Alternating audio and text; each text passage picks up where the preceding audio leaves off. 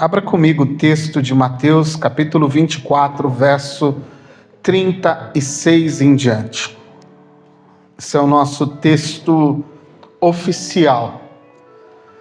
Nós já fizemos uma introdução sobre este tema, falando sobre o fim. Nós já abrimos aqui uma introdução. Você já sabe que você está neste período dos últimos dias, ou o período que encaminha tudo para o fim. Nós, na semana passada, conversamos com você sobre, talvez, o tema mais importante de todos os temas relacionado à escatologia. É um tema sensível, é um tema que, para alguns, é um tabu, para outros não, para outros é sinônimo de medo, apreensão, porque é um tema delicado, é um tema que fala sobre a morte. Mas nós deixamos você entendendo que este problema foi resolvido por meio da vitória do nosso Senhor Jesus Cristo, através da sua morte e da sua ressurreição.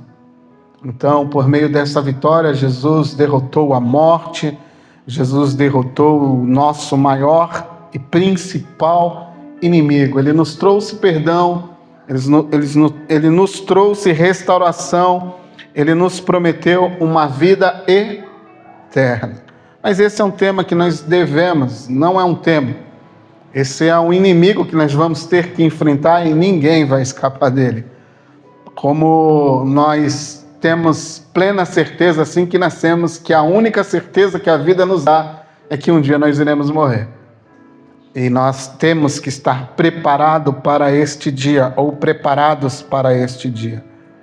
O Felipe disse assim, no comecinho da oração dele, na temática aqui, conversando com vocês, que Noé começou a criar, a formar a arca, aquilo que Deus havia determinado para ele.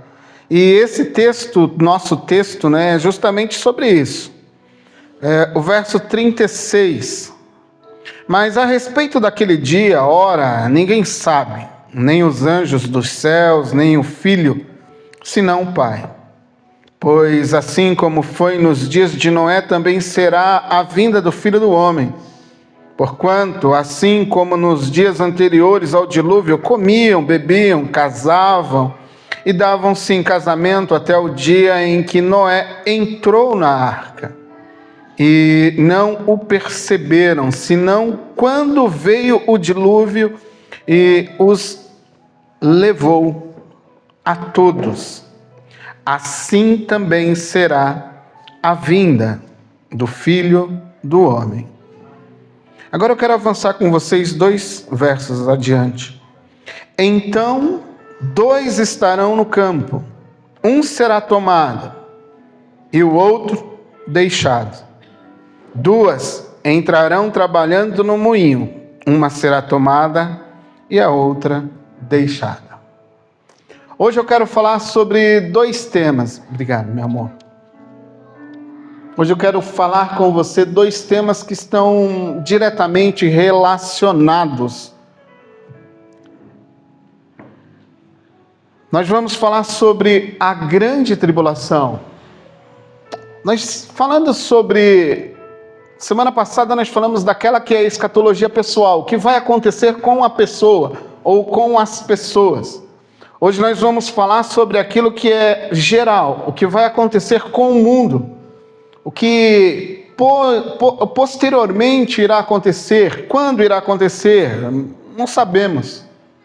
Mas nós sabemos que estamos nos últimos dias, dentro desses últimos dias, por um momento deste agora ou daqui a algum tempo, isso vai acontecer. E o Felipe trouxe um detalhe que muitas vezes nós não abordamos. Ele falou sobre a sensibilidade e sobre a atenção.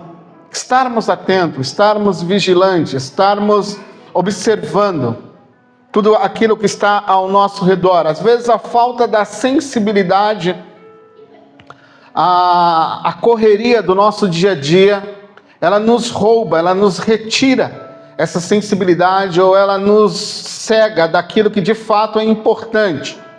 Então, muitas vezes eu e você estamos envolvidos na correria do dia a dia. Você já levanta pensando na sequência de coisas que você vai fazer durante o dia. Você dorme pensando no que você vai fazer, executar no dia seguinte. Então nós estamos assim corriqueiramente ligados e não desligamos, e não paramos para refletir, não paramos para pensar, não paramos para analisar aquilo que de fato é importante. Eu queria só trazer uma observação. O dilúvio, né, não é uma coisa registrada, não sei se você tem essa informação ou não. O dilúvio ele foi tão real, que ele não é uma temática somente da Bíblia. Você não encontra só o relato do dilúvio dentro do texto bíblico. Há povos antigos que estavam naquele ambiente que registraram esse acontecimento. Então o dilúvio não é um conto nosso. Não é algo, olha, é uma invenção da igreja, é uma invenção para amedrontar as pessoas, é uma invenção para dizer que Jesus vai vir a qualquer momento e fazer você ficar preso a essa ideia. Não. A coisa foi tão real que outros povos posteriormente registraram. Há pelo menos 2 ou 3 contos que registram esta história, que não está dentro do texto bíblico. Então o texto bíblico ele só reforça, ele só mostra, e a evidência do lado de fora também mostra que o dilúvio foi algo real. E isto é muito interessante porque Jesus ressalta isso. Além de eu ter toda uma referência histórica do lado de fora, ainda que eu tenha uma história registrada no texto bíblico lá no Antigo Testamento, eu tenho vamos dizer assim, uma observação ou um alerta de Jesus para que eu e você fiquemos espertos.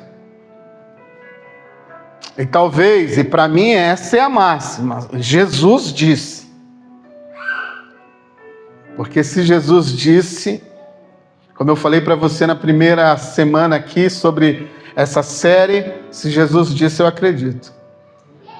Se Jesus disse, eu acredito. Porque tudo me mostra que Jesus, de fato, é quem ele dizia ser. O Filho de Deus, o próprio Deus que ressuscitou de entre os mortos. Então eu preciso que você se atente a isso. Eu preciso que você alerte as pessoas sobre isso. Às vezes, chegará um dia, chegará um tempo, a Bíblia diz isso, que as pessoas não conseguirão mais ouvir essas verdades. As pessoas não estarão prontas para ouvir mais essa verdade. Elas não desejarão mais escutar essa verdade. Elas estarão prontas para escutar outras coisas, menos estas verdades. Isso já está dito, isso a gente vai posteriormente conversar com você. Mas eu só preciso de sua atenção nessa noite para isso, para você entender e você guardar isso no seu coração. A escatologia, o futuro, o final daquilo que está por vir, é algo que deve motivar você, é algo que deve incentivar você. Como eu disse aqui, falando sobre o Dr. Russell Shedd, é algo que deve incentivar você a viver uma vida digna do Senhor, a viver uma vida que o Senhor almeja, porque se Ele falou que volta, Ele volta. E se Ele falou que deseja te encontrar pronto, Ele deseja te encontrar pronto. Se Ele declarou que deseja te encontrar, esperar você pronto para ir com Ele, Ele deseja isso. Então, eu preciso que você se atente a isso. Tozer, ele vai dizer algo assim, abro aspas. Francamente, não sei se é possível ou não reconquistar o espírito de antecipação que animava a igreja primitiva e encorajava o coração dos cristãos evangélicos de apenas umas décadas atrás. É certo que a censura não trará nada de volta, nem discutir sobre profecias, nem condenar os que não concordam conosco. Podemos fazer todas essas coisas, ou algumas delas, sem despertar o desejo, o espírito jubiloso da grande expectativa. Essa esperança unificadora, curativa, purificadora, é para todos os que são como criança, os simples de coração, e não para os sofisticados, fecho aspas. O que Tozer está dizendo? Ele está dizendo que no tempo dele, o mundo evangélico esqueceu da simplicidade da volta de Jesus. Se discutia sobre quem estava certo, quem estava errado. Se discutia sobre profecias. Se falava muito sobre o final dos tempos, mas no conceito, na ideia, discutindo, debatendo ideias. E o que Tozer alerta é: vocês perderam, nós perdemos a expectativa, nós perdemos o anseio, nós perdemos o desejo, como criança deseja um brinquedo, como criança deseja um lanche, alguma coisa que interessa, ela fica ficcionada naquilo, ela deseja aquilo intensamente de tal forma que enquanto o pai, a mãe, o tio, a avó, o vô, o amigo não conceda aquilo, ela não descansa.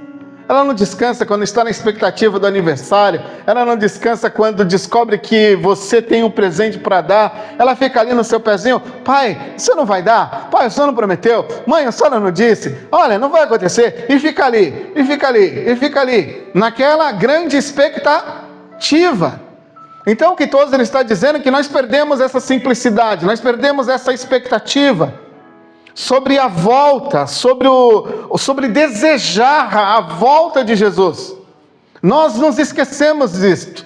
Nós estamos tão presos a este mundo, nós estamos tão presos a este século, nós estamos tão presos ao ciclo da nossa vida, ao movimento em que a nossa vida nos conduz, que nós nos esquecemos que o nosso Jesus está prestes a voltar.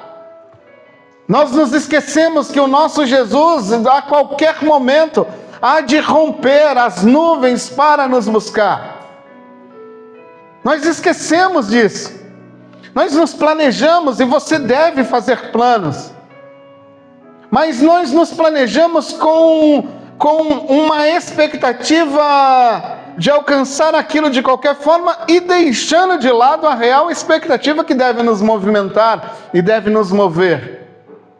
Jesus pode voltar para mim hoje, para você hoje, para nós hoje. Ou Ele pode voltar para todos nós daqui a 10 anos, nós não sabemos. Mas o que Tozer diz nesse trecho que li, é que nós não podemos perder a expectativa que a igreja primitiva tinha. Nós não devemos perder isso. Um antigo credo, talvez você tenha já escutado, o credo dos apóstolos, né? Aquilo que a igreja declarou, comunidade de fé, aquilo que a igreja declarou lá nos seus primórdios, lá no início de tudo. Ela formulou um conteúdo básico sobre a sua fé. Ela resumiu a fé cristã em palavras tão simples: creio em Deus Pai Todo-Poderoso, Criador do céu e da terra, creio em Jesus Cristo, seu Filho. Ela elaborou assim de uma forma tão simples, tão singela. E isso não é coisa de católico, viu? Esse credo é da igreja, não é dos católicos. É que a igreja, achando que é dos católicos, não para meditar no credo. Porque a igreja evangélica é anticatólica. Mas por causa dessa besteira, nós deixamos de lado várias riquezas que a igreja produziu e nos concedeu ao longo da sua história. O credo não pertence aos católicos. O credo pertence à igreja, não só esse, vários credos. Mas uma parte do credo, finalzinho do credo, ele diz assim: eu creio que Jesus subiu ao céu, está sentado à direita de Deus Pai Todo-Poderoso, de onde há de vir e julgar vivos e mortos.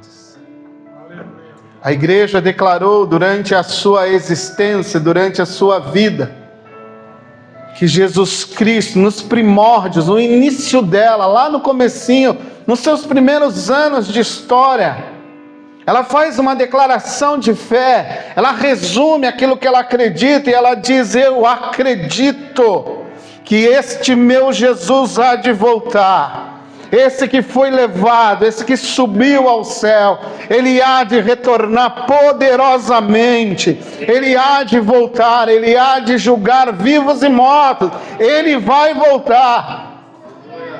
Isso é a declaração que a igreja fez. A igreja por séculos e por séculos e por séculos ela disse: ele vai voltar. Mas nós parece que estamos, como diz Paulo, às vezes dormindo um sono profundo, um profundo sono. E Paulo diz em uma das suas epístolas, ele diz assim: desperta, ó tu que dormes, para que Cristo possa te elucidar, resplandecer a luz dele em você. Talvez a gente tenha nos esquecido de coisas importantes acerca da volta do nosso Senhor Jesus Cristo. E diante disto, você já sabe que nós temos aí 2 adventos. O primeiro advento, eu já conversei com você, é aquele que veio e trouxe ou apresentou Jesus como filho, como cordeiro, como homem, como aquele que morreu, ressuscitou ao 3º dia. Esse é o primeiro advento. Se o primeiro foi verdadeiro, se o primeiro foi confirmado, se o primeiro tem a sua real confirmação por meio das profecias, se o primeiro tem a real confirmação sendo selado pela morte dos apóstolos, pelo sofrimento que a igreja que nos antecedeu sofreu por causa dessa verdade, sofreu perseguições terríveis.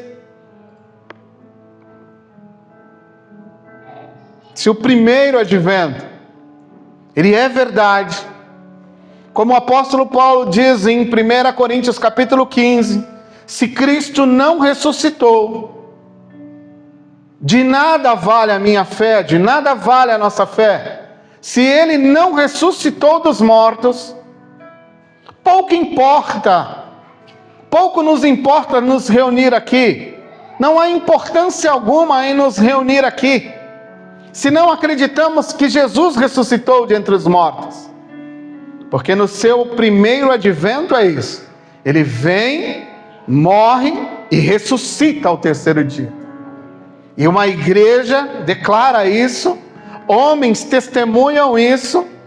Aí você tem aquilo que chamamos do segundo advento. O segundo advento está relacionado à sua volta. E antes da sua volta, como nós conversamos, algumas etapas vão acontecer. E a primeira de todas as etapas é a grande tribulação. Haverá um período de grande tribulação.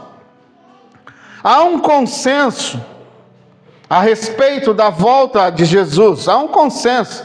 Todo mundo acredita nisso. O mundo evangélico acredita nisso. Os teólogos acreditam nisso. Diversos pastores acreditam nisso. A igreja acredita nisso. Jesus Cristo vai voltar. Porém, a igreja também diverge em vários pontos. Ela discorda em vários pontos. E aqui eu preciso abrir um parêntese para você. Aqui eu preciso esclarecer algo para você nessa noite. Não é porque nós temos, às vezes, divergências em questões como esta que vamos ver nessa noite, isso não nos faz inimigos dos demais. Isso não nos faz inimigos daqueles que não acreditam naquilo que acreditamos. Nós acreditamos nisso pontuamos isso, mas isso não nos torna inimigo de outras denominações, de outros pastores, de outros teólogos que talvez não concordem com aquilo que vamos falar nessa noite. E está tudo bem, porque este é um ponto, guarda comigo aqui, ó, repete comigo, é um ponto secundário. É um ponto secundário. O ponto central, Jesus vai voltar. O ponto central, haverá uma grande tribulação. O ponto secundário é aquele que vamos escutar agora nessa noite, ou vamos analisar nessa noite de uma forma breve e rápida. Esse é o ponto secundário. Essa é uma teoria que vamos defendemos. Mas é um ponto secundário. Não interfere na minha ou na tua salvação, não agrega algo à nossa salvação. É um ponto secundário. Por que é um ponto secundário?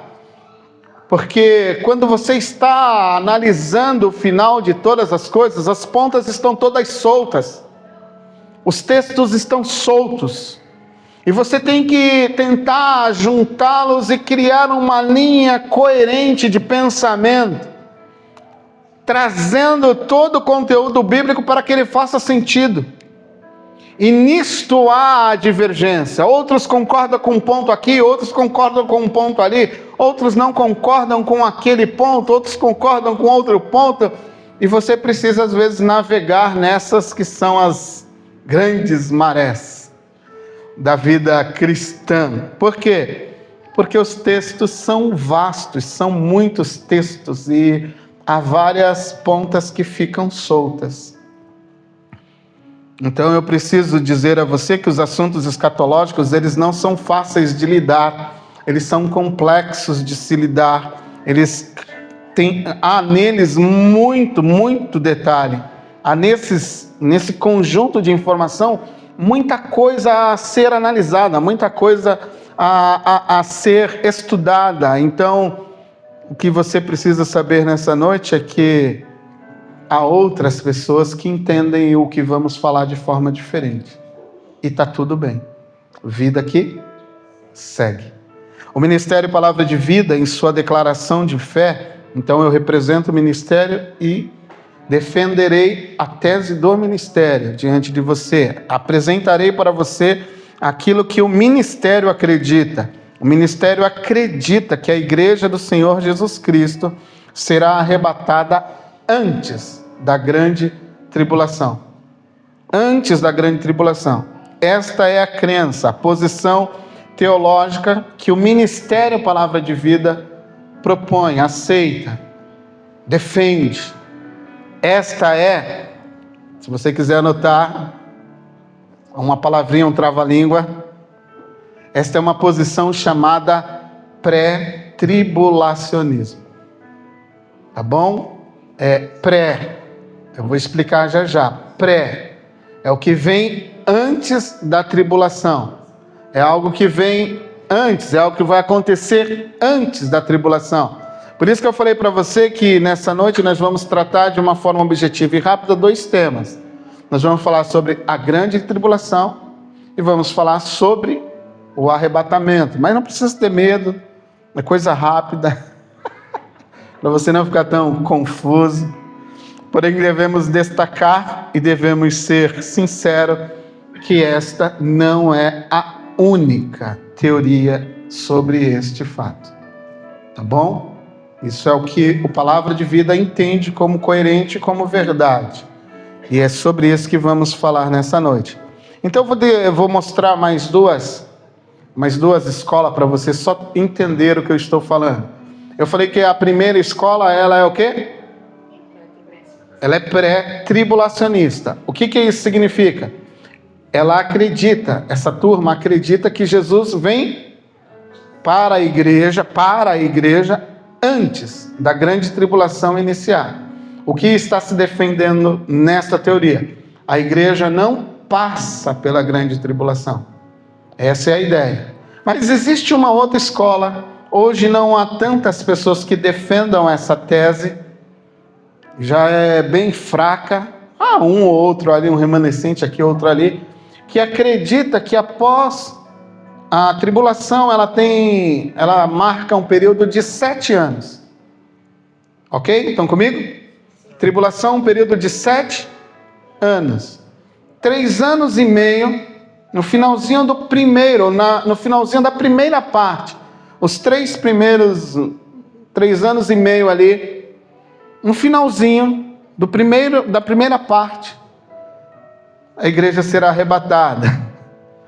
Então eles falam que é mesotribulacionismo, ou seja, a igreja será arrebatada no meio da tribulação. Eles vão dividir tribulação de grande tribulação. Eles vão dizer assim, a primeira parte é uma tribulaçãozinha ali e tal, a igreja vai até sofrer um pouquinho, mas não vai passar pela grande tribulação, que seria na segunda parte. Os outros 3 anos e meio para se completar os 7. Pegou? Mesotribulacionismo. No meio. Existe uma teoria muito forte já hoje no Brasil. Não era, mas hoje está bem forte. Há uma defesa bem ampla. Assim, há quem um dia foi, ela revela aqueles que um dia foram pré-tribulacionistas e hoje defendem essa terceira tese aqui. É a pós-tribulacionista. O que essa tese diz? O que essa teoria afirma? A igreja, juntamente com o povo judeu, passa por meio da tribulação. Ela vai sofrer dentro da tribulação. Mas não é que ela passa sofrendo na tribulação. Ela vai ser perseguida, mas ela vai ser cuidada pelo Senhor no meio da tribulação. Então, o pós-tribulacionismo fala de uma turma, ou de uma igreja, ou de um grupo que passará por todo o sofrimento da tribulação. Quando chegar lá no finalzinho da tribulação, Jesus vem e leva e imediatamente retorna. Dizem eles que isso é uma grande esperança. Desconfio eu que esperança ou grande esperança é essa. Mas, enfim, há quem defenda esta, e não é um pequeno grupo, tá, gente? Hoje é um grande grupo. É um grande grupo que está defendendo essa tese. Para eles defenderem essa tese, eles vão desconstruir tudo aquilo que a gente está falando nessa noite. Para que essa tese exista, por exemplo, nós somos os... Eles são os pós. Então nós somos os que antecedem, eles são os que são depois. Mas nós temos motivos por quê. E eu começo a apresentá-los a você nesta noite. O grande dilema. Qual é o grande dilema aqui? Quem passa pela grande tribulação? A igreja ou Israel? Esse é o grande dilema. Esse é o grande debate. Essa é a grande conversa. A grande decisão é essa. Quem passa pela grande tribulação? Igreja ou Israel? Israel ou igreja? Igreja e Israel junto. Quem passa? Para você entender, a grande tribulação, a grande tribulação não, a grande discussão é em cima disso. Alguns vão dizer, a igreja não passa, não tem como. Outros vão dizer, ela passa, junto com Israel. Outros vão dizer, não, é só Israel que passa. E aí? Pergunta que fica. Quem passa? Quem passa? Quem passa? Melhor só Israel, né, gente? Vamos deixar Israel passar, né? Então esse é o grande pivô da discussão, tá? Quem passa? Israel ou igreja? Nós, palavra de vida, pré-tribulacionistas, entendemos que há uma distinção aqui que nos faz acreditar que a igreja não passa pela grande tribulação. A grande tribulação, o que é isto? O que é este período? A grande tribulação é um período de intensa oposição ao povo de Deus, ao Cristo, ou seja, a Jesus Cristo que é proclamado pelo povo de Deus. Então a grande tribulação é um período intenso de oposição a Cristo como Messias e ao seu povo que declara, que proclama Cristo. Você já pode perceber isso, por exemplo, nós podemos tomar como exemplo a perseguição que ocorre com a igreja nos dias de hoje. A igreja sempre foi perseguida em toda a sua história. A verdadeira igreja, o verdadeiro corpo de Cristo, aqueles que nasceram de novo. Não estou falando aqui de uma igreja nominal, não estou falando da igreja visual. Eu estou falando do corpo de Cristo, daquele grupo que nasceu de novo, aqueles que vão proclamar a fé, vão morrer, vão dar a sua vida por Jesus. Este grupo que não nega Jesus, não faz associação, alianças com outros grupos, ele vai defender até com a sua vida Jesus Cristo como Messias, como Rei, como Senhor, a palavra de Deus como viva, eficaz, real. Essa igreja, durante toda a sua história, ela foi perseguida. Desde os seus primórdios, desde o início. Hoje, talvez você olhe para trás e você fala, nossa, como a igreja lá atrás foi intensamente perseguida, como ela sofreu. Para você ter ideia, hoje a igreja sofre hoje mais do que sofreu no passado.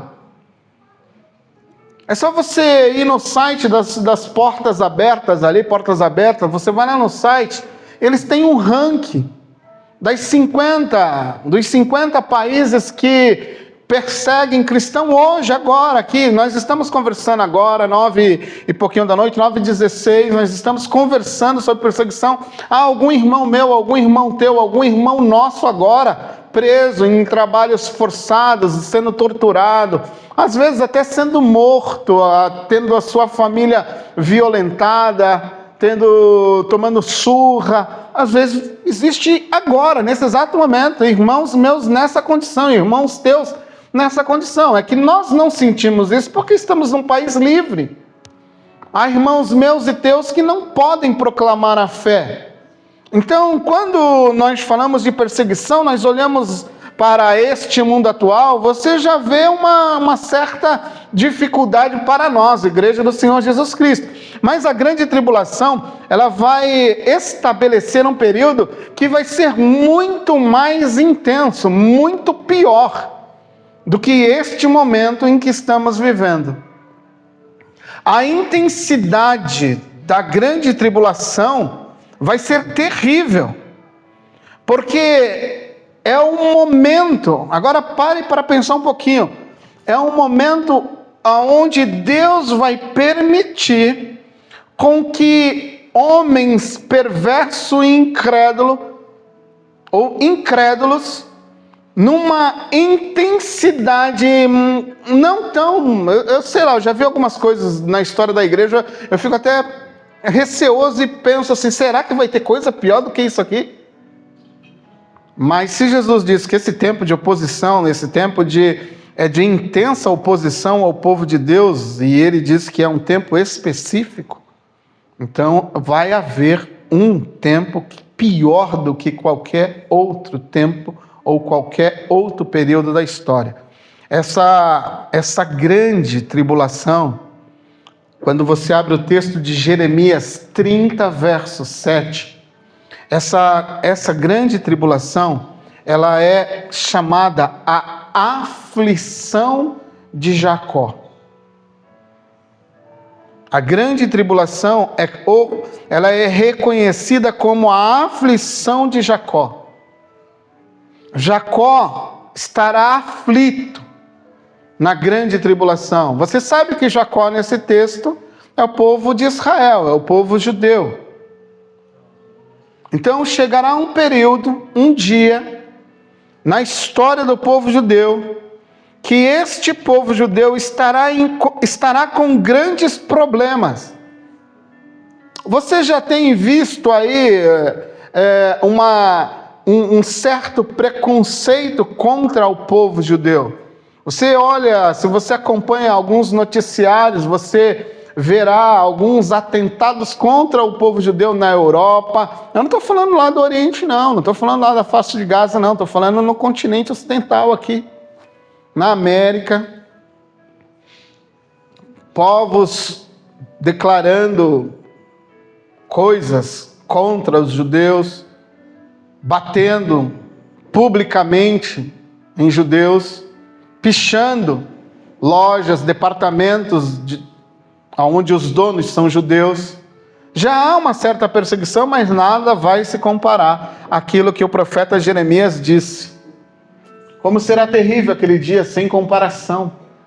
Será tempo de angústia mas ele será. Veja só, o profeta está dizendo, será um tempo terrível, sem comparação. Esse tempo ainda não chegou, esse tempo ainda vai chegar. Particularmente, Israel terá que passar por algumas coisas. E esta é a hora da angústia, a hora terrível.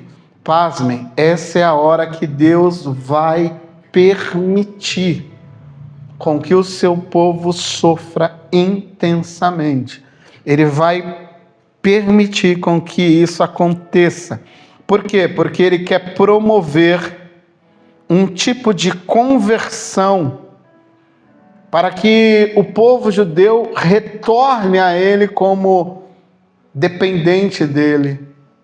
Mas não somente isso. Você lembra que Jesus, o Evangelho de João, registra algo assim: veio para os que eram, mas os seus não o receberam.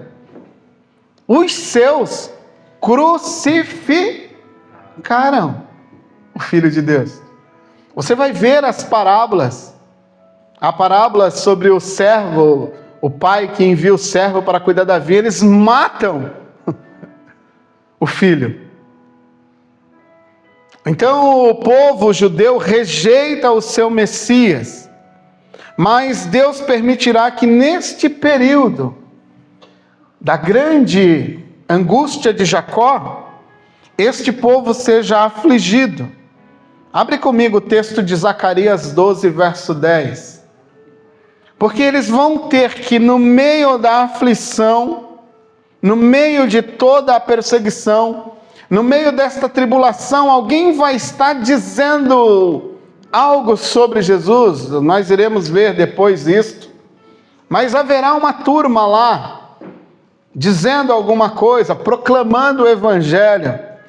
E Zacarias 12, verso 10, tem uma profecia. Por isso que eu digo que se nós desconsiderarmos alguma coisa, aí sim nós poderemos dizer que a igreja passará pela tribulação.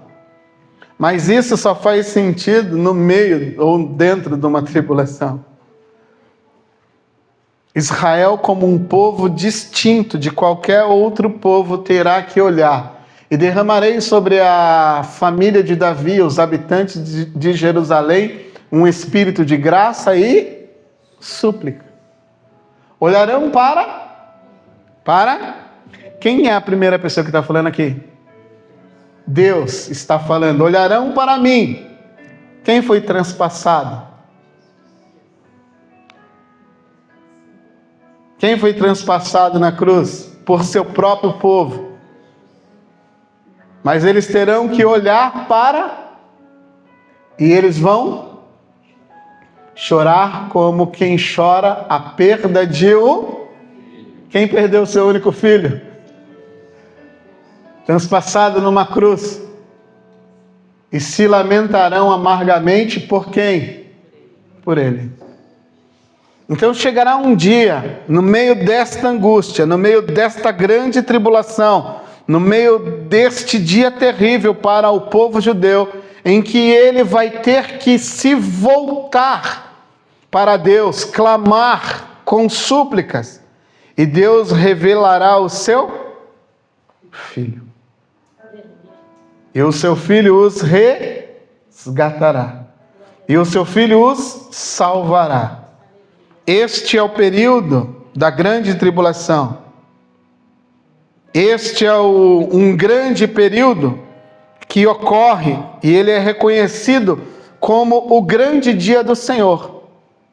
O dia do Senhor é um período extenso, que vai iniciando-se ali a partir do arrebatamento da igreja, o início da grande tribulação, passando pelo advento, a volta do Senhor Jesus Cristo, pelo milênio, e estabelecendo-se no final de tudo sobre o novo céu e na nova terra. Este grande período, ele é chamado o dia do Senhor. Então a grande tribulação ocorre naquilo que a Bíblia denota, é muitos versículos, eu não tenho como pontuar todos os versículos para você, é muito versículo, que apontam tanto no Novo como no Antigo Testamento para o dia do Senhor. O dia em que Deus tratará com Israel, o dia em que Deus tratará contra os descrentes. Tudo isso no meio deste bolo chamado a grande tribulação. Deus vai tratar com Israel, com o seu povo, Deus vai tratar com as nações. As nações vão ter que se dobrar diante de Jesus. As nações vão ter que reconhecê-lo. E aí fica a pergunta: igreja passa ou não por meio disso? O período da grande tribulação, falei para você, ele é um período de 7 anos. Esse período é denominado como a Septuaginta Semana, semana 70 da história do povo judeu. Mas aqui há uma jogada, e você precisa entender isso. Isso está registrado em Daniel, capítulo 9, verso 24. A Septuaginta Semana. Mas vamos imaginar a Septuaginta Semana como... Imagine um filme. Imagine a sua série predileta, aí, a série que você está lá maratonando agora. Aí você está maratonando a série, aí a Rosa fala assim: Dé, vem jantar. Aí você faz o quê? Dá uma pausa. Aí você vai, enche o teu pratinho de comida, bate um rango, come, conversa, e a tua série está o quê? Pausada. É como se a história para o povo de Israel fosse pausada. Ela está pausada. Nesse meio tempo entre a pausa que está, surge aquela que é chamada a noiva do Cordeiro. A igreja do Senhor Jesus Cristo. Ela surge no meio. É como se parasse no 69, pausa. E no meio dos 69 aos 70, a igreja surge. A igreja nasce. É o evangelho que chega aos gentios. Aí você vai entender o que Jesus fez com o apóstolo Paulo. Jesus vai ao encontro de Paulo quando está a caminho de Damasco, o grande Paulo, capítulo 9 do verso de Atos dos Apóstolos. Aí ele fala assim: não, ele vai sofrer pelo meu nome, porque ele levará o meu nome aos gentios, aos pagões, aos descrentes. Aquilo que depois ele registra lá em Romanos capítulo 11. Olha, não se sintam soberbinhos, orgulhosinhos, vocês são como enxerto na videira. Nem Deus vocês tinham, muito menos promessa. Mas vocês foram colocados como enxerto nesta videira. O Evangelho chegou a nós, o Evangelho nos encontrou por causa da pausa. Deus pausou, o seu povo rejeitou, e a rejeição estava relacionado a nós. O motivo da rejeição era para que este Evangelho nos alcançasse. O motivo da rejeição é para que a graça de Deus te alcançasse, a misericórdia de Deus te alcançasse, a misericórdia de Deus nos alcançasse, o amor de Deus nos alcançasse. Por isso foi pausado, por isso que o profeta Isaías, e depois Jesus vai dizer, Mateus vai registrar isso, sobre um povo que não clamava, sobre um povo que não ligava para ele, é este povo. Para este povo raiou a luz. Para este povo raiou a luz de Cristo. Para este povo o Evangelho chegou. Para aqueles que nunca perguntaram pelo meu nome. Para aqueles que, como eu e você, estavam em desgraça. Mas esse Evangelho nos alcançou. Dentro deste período pausado, surgiu a igreja. Por isso que nós afirmamos, os pré-tribulacionistas afirmam que igreja é igreja, Israel é Israel. Igreja, como alguns irmãos nossos dizem, não é Israel. Porém, eles falam, não, a igreja hoje é Israel. Não é. Porque se ela for, Zacarias capítulo 12 não se cumpre. Se ela for, Jeremias 30, verso 7 não se cumpre. Se ela for, Daniel 9, 24 não se cumpre. Se a igreja for Israel, muita coisa não se cumpre no Antigo Testamento que ainda não se cumpriu. A igreja é a igreja, Israel é Israel. Esta é a distinção. Esta é a diferença. Você só consegue dizer que a igreja passará pela tribulação se você negar Israel. Se você negar que Israel não entra na história, se você negar que Israel não terá mais nenhum problema, se você disser a igreja é Israel, aí você acaba, aí você consegue. Aí a igreja passa pela grande tribulação. Mas a primeira coisa que eu preciso fazer você entender nessa noite, igreja não é Israel, igreja é igreja. Ela nasce num período de pausa, num período que é como se Deus parasse a sua história, é como se Deus não ligasse para o seu povo por um certo momento, voltasse os olhos dele para mim e para você, nos fizesse chegar ao conhecimento do Filho de Deus, o Evangelho sendo proposto por ele, levado às nações, alcançando várias partes desse mundo. Esse Evangelho vai chegando e vai nos alcançando. Este é o período da igreja. É o tempo da igreja. É a missão da igreja agora, proclamar este Evangelho a quem puder.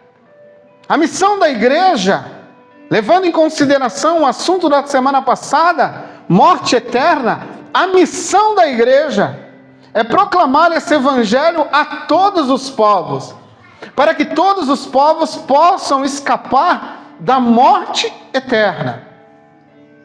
Igreja não é Israel. Há muitas profecias específicas sobre Israel que devem ser cumpridas. Segundo ponto para você entender. Terceiro e último ponto, e eu preciso que você preste atenção nisso aqui. Nós voltaremos nesse tema mais à frente, lá na frente. Nós voltaremos nesse tema para falar sobre este Evangelho do Senhor Jesus Cristo, ou o momento escatológico do Senhor Jesus Cristo em Mateus 24. Mas Mateus 24, quando você para ali, eu preciso te adiantar uma coisa aqui.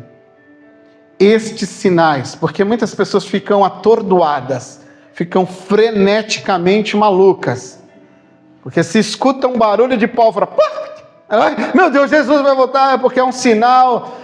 Teve um terremoto aqui na Venezuela, Jesus está voltando. Calma lá. Respira. Calma. Assenta o coração e presta muita atenção. Estes sinais não são para a igreja. Você não espera nenhum desses sinais. Esses sinais não são para você. Esses sinais não são para mim. Igreja não está esperando sinal nenhum. Se você foi ensinado que a igreja está olhando os sinais, aguardando os sinais, apaga isso da tua memória agora. Esquece. Igreja não está esperando sinais. Esses sinais de Mateus 24 são para Israel. Não é para a igreja. Eu vou te mostrar isso. Arrebatamento é o próximo grande evento. E para arrebatamento não tem sinais. A igreja não espera sinais. A igreja está firmada numa certeza: Ele voltará a qualquer momento, com sinal ou sem sinal. Ela não está olhando sinais. Ela só tem uma promessa: eu voltarei para vocês. Eu voltarei para buscar vocês. Se você está analisando sinais, cuidado. Porque os sinais podem te enganar, porque ele virá em um tempo em que tudo estará suave na nave. Não vai ter problema. O que o texto de Mateus 24 está dizendo? Vem no momento em que a iminência, eu tenho vários textos, eu não posso compartilhar, que é muito texto. Mas abre comigo, vamos lá em Tessalonicenses.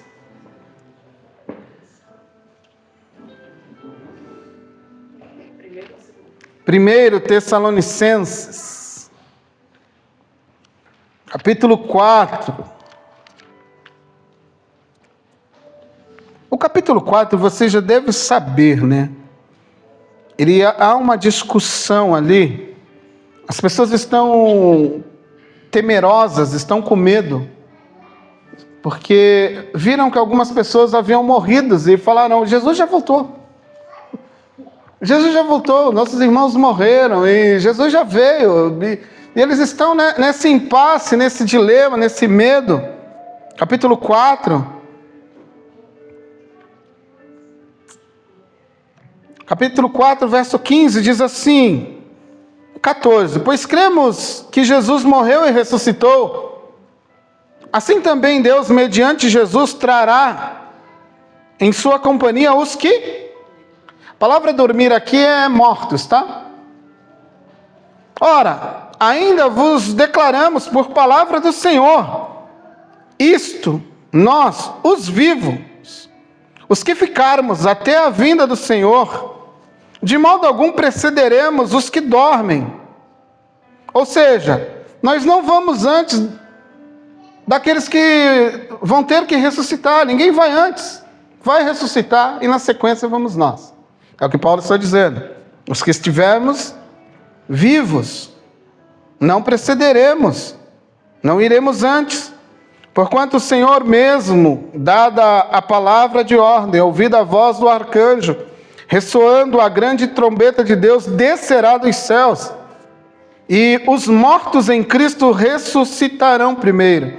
Depois nós, os vivos, os que ficarmos, seremos arrebatados, juntamente com eles, entre nuvens, para o encontro do Senhor nos ares, e assim estaremos para sempre com o Senhor. Consolai-vos uns aos outros com estas palavras. O que Paulo está dizendo: consolem-se, vocês não vão passar dessa para melhor sem que antes isto aconteça. Se você estiver vivo, você vai. Aqui eu não vou entrar em muitos detalhes aqui, há uma conversa aqui, uma discussão acima desse texto, eu não vou entrar nos detalhes aqui. Mas o que você precisa saber é que o pré-tribulacionista acredita que antes da grande tribulação acontecerá essa fase aqui. Vai acontecer este tão aguardado momento. Há vários versos, mas Os versos interessantes que também eu gostaria de destacar são os posteriores. Capítulo 5, verso 6.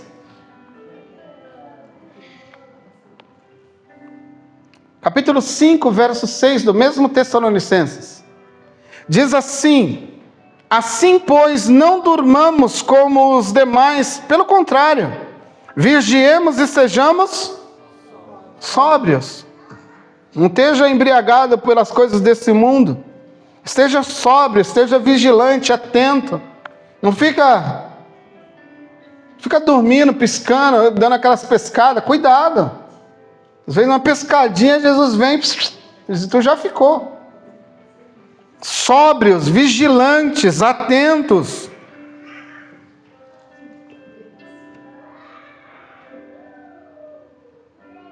Ora, os que dormem, dormem de noite. E os que se embriagam, é de noite que se embriagam. Nós, porém, somos do dia. Sejamos sóbrios, revestindo-nos da couraça da fé, do amor, tomando por poder o capacete da esperança de salvação. Porque Deus não nos destinou para a ira, mas para alcançar a salvação mediante ao nosso Senhor, que morreu por nós para que, quer vigiemos, quer durmamos, vivamos em união com, consolai-vos uns aos outros, edificai-vos reciprocamente, como também estáis fazendo. É mais ou menos, cutuca o irmão, fica esperto, mano. Abre o olho, não dorme, fica atento.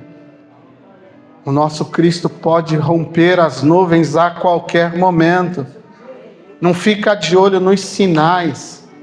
Não fica de olho nas bombas. Ah, está tendo rumor de guerra aqui, está tendo rumor de guerra ali. Ah, aconteceu isso aqui. Agora nós temos o anticristo não sei aonde. Ah, irmão, tu não está esperando por isso. Tu está esperando Jesus. A qualquer momento. Iminente. A qualquer momento. Cristo pode nos chamar. Não tem sinal para isso. Você só espera, você só aguarda. Por isso que eu estou dizendo a você que todas as manhãs, todos os dias, todas as horas, você precisa estar atento. E falar: Senhor, se tu vier hoje, eu quero estar pronto, eu estarei pronto. Não pronto no sentido de você comprar a sua salvação, isso nunca vai acontecer. Mas se a salvação que chegou até você está te modificando, é isso que é prontidão. Se o Evangelho está transformando você, se o Evangelho de Cristo invadiu a sua vida, está transformando você a cada dia em uma pessoa que é a imagem e a semelhança de Jesus, se isso está acontecendo na sua vida, na minha vida, na nossa vida, então estamos prontos. Não significa perfeitos, mas significa que não temos aliança com o pecado, não temos as nossas vestes manchadas por desobediência, não temos as nossas vestes manchadas por causa da falta de comunhão com Ele. Ele vai voltar e você tem que estar pronto. A prontidão é transformação. A prontidão é relacionamento com Ele. A prontidão é estar cheio do seu Espírito. A prontidão é ser semelhante a Jesus. A prontidão é amar como Jesus ama. A prontidão é perdoar como Jesus perdoa. A prontidão é servir como Jesus serve. A prontidão é orar como Jesus orou. A prontidão é isto. Estar pronto significa isso. O Evangelho te transformando todos os dias da minha e da tua vida. Isso é estar pronto. Mas tem o camarada que está embriagado. Ele não liga para essas coisas. Ele é nominal, ele fala da fé, ele vai aos lugares, mas ele não tem a vida. tem a prática, ele não tem um relacionamento, ele não cresce com Jesus, ele não se desenvolve em Jesus. Ele até vem aos lugares, ele até canta os cânticos, ele até entoa louvores, ele bate as palmas, ele tem as melhores Bíblias. Ele só não tem a vida, ele só não tem a prática, ele só não tem a vivência da semelhança a Jesus. E muito cuidado com isso, porque haverá uma igreja no fim que pouco vai saber sobre o seu Jesus. E eu não estou falando saber de conhecimento intelectual. Eu estou falando de saber relacional. De conhecer o seu Senhor, que vivo está. Aquele com o qual você e eu nos relacionamos. Vida cristã é uma relação com Cristo. 1 Coríntios, capítulo 1, se não me falhar, verso 9. Fiel é Deus, os qual o chamou para a comunhão com seu Filho Jesus. O chamado de Deus é para a comunhão. A vida cristã é para a comunhão. Está pronto para a vinda do Senhor Jesus Cristo? É comunhão. Relação. Ele vai buscar aqueles que ele conhece. Ele vem buscar aqueles que o desejam. Ele vem buscar aqueles que o amam. Ele não vai buscar desconhecido. Ele não vai buscar quem não ama. Ele não vai buscar quem não tem relação com ele. Porque se o Evangelho entrou na minha, na tua, na nossa vida, meu irmão, tem que ter comunhão. Se não tem comunhão, alguma coisa está errada nesse teu Evangelho. O arrebatamento há de retirar todas as pessoas que professam uma fé verdadeira diante de Cristo. Estas pessoas que nasceram de novo, receberam a nova vida. O arrebatamento é para essas pessoas. É essas pessoas que Jesus vai retirar da grande tribulação. Mas haverá um grupo muito grande de descrentes, de incrédulos, que dizem professar a fé cristã. Que junto com Israel, com o povo judeu, vão entrar na grande tribulação. Por isso, nessa noite, fica o alerta para você. Por isso, nessa noite, fica o alerta para mim. Paulo fala uma coisa interessante. Ele diz assim: esmurro o meu corpo, para que eu mesmo não seja reprovado naquilo que prego e naquilo que falo. Ele fala: esmurro eu o meu corpo. Eu me machuco, Ele está dizendo assim: eu vou me humilhando, eu vou olhando para a minha vida, para que eu mesmo amanhã não seja reprovado naquilo que eu falei. Então o alerta é para mim, o alerta é para você. Esteja atento. O meu, o teu, o nosso Senhor voltará a qualquer momento. Não fique de olhos nos sinais. Os sinais não são para você. Os sinais não são para nós. O nosso Cristo vai nos buscar de uma forma que ninguém perceberá. E quando Ele vier, eu quero estar com você. Eu quero que juntos estejamos naquele grande dia, felizes. Dizemos: chegamos. Chegamos. Foi difícil. É difícil abrir mão. É difícil morrer para si mesmo. é difícil negar, é difícil os momentos de choro, é difícil os momentos de sofrimento. Por amar Jesus, por amor a Jesus, é difícil abrir mão de tantas coisas que esse mundo nos oferece. É difícil manter-se fiel. É difícil continuar declarando, é difícil manter fidelidade em casamento, é difícil manter fidelidade em finanças, é difícil ser fiel como profissional, como empregador, como empregado, é difícil. Mas por Jesus nós devemos ser fiéis em tudo, exemplo em tudo. Por Ele nós morremos, por Ele daremos nossa vida, porque nós não queremos as nossas vestes sujas. Nós queremos que naquele grande dia, naquele grande momento, que pode ser daqui 5 minutos, pode ser daqui 1 hora, pode ser amanhã, pode ser daqui 10 anos, não importa.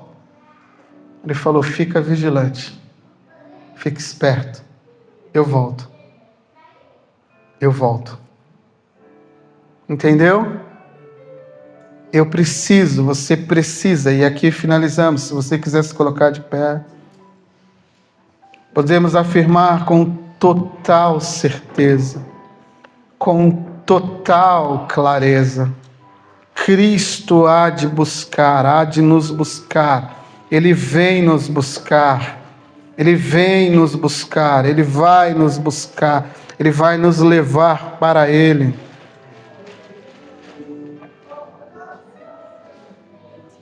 A carta de Tito, capítulo 2, verso 13, guarda, talvez, um dos maiores tesouros sobre isto. O apóstolo Paulo disse assim, guarde esse verso, mastigue ele, leia todas as manhãs, aguardando. Vou ler do 11. Portanto, a graça de Deus se manifestou salvadora a todos os homens, educando-os para que, renegadas as impiedades e as paixões mundanas, vivamos no presente século sensata, justa e piedosa vida. Agora o verso 13.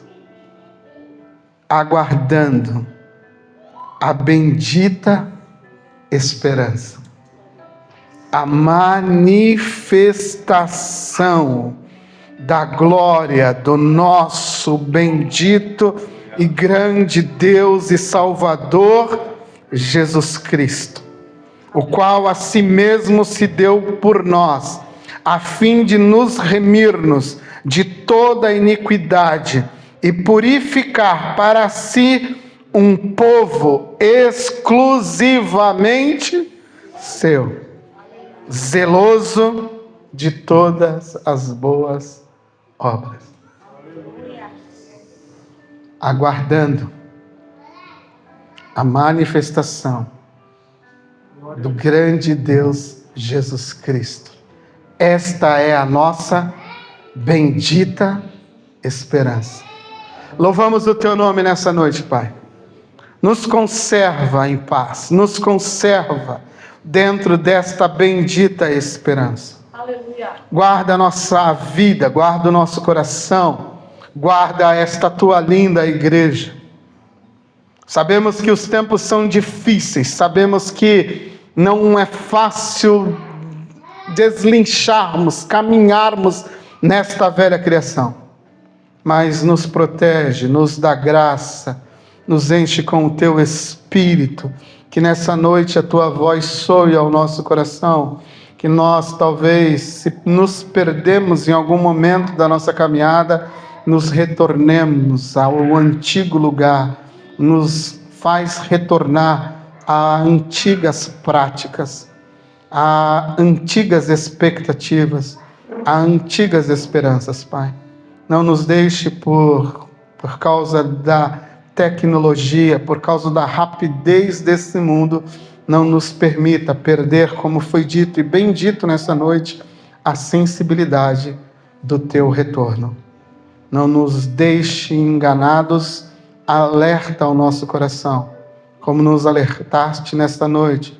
Alerte nos decorrer dos dias, nos deixe sensíveis à tua voz, é o que te pedimos em nome de Jesus. Que o grande amor de Deus, a graça do nosso Senhor e Salvador Jesus Cristo e a poderosa comunhão do Espírito Santo seja com todos vocês, que todos digam amém. Deus os abençoe, vá em paz.